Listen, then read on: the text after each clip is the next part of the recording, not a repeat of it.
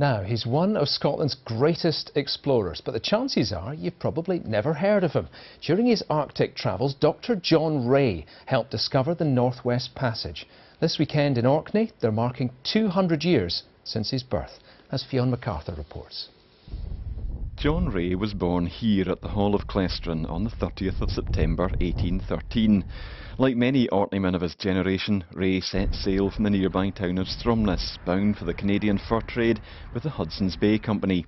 Despite being employed as a surgeon, John Rae's skills as a tough outdoorsman were soon recognised. The company sent him to chart huge areas of unmapped territory. He spent a lot of time outside in his youth in Orkney, hunting, shooting, sailing in yaws in the harbour, and I think those skills were easily adapted to when he went out to Canada. He picked up the skills already used out there by the indigenous people and used them. It was just the way he was. And when Sir John Franklin's ill-fated expedition of 1845 disappeared without trace, Rae was sent to search. Finally, in 1854, Rae recorded accounts from local Inuit who said that some of Franklin's 134 crew had resorted to cannibalism in a last desperate effort to stay alive. He reported his findings in confidence to the British Admiralty, but was horrified when they appeared in a newspaper article. John Franklin's widow was enraged, and with the help of her friend Charles Dickens, she set about destroying John Rae's reputation. Canadian writer Ken McGugan has long been fascinated by the John Rae story.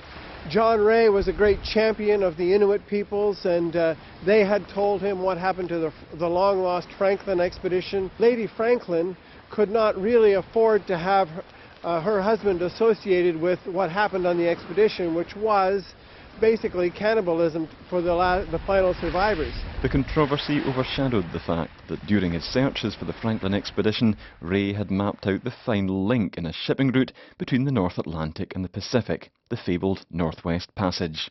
He died in 1893 in relative obscurity. John Rae's monument lies here within Orkney's great Norse cathedral of St Magnus.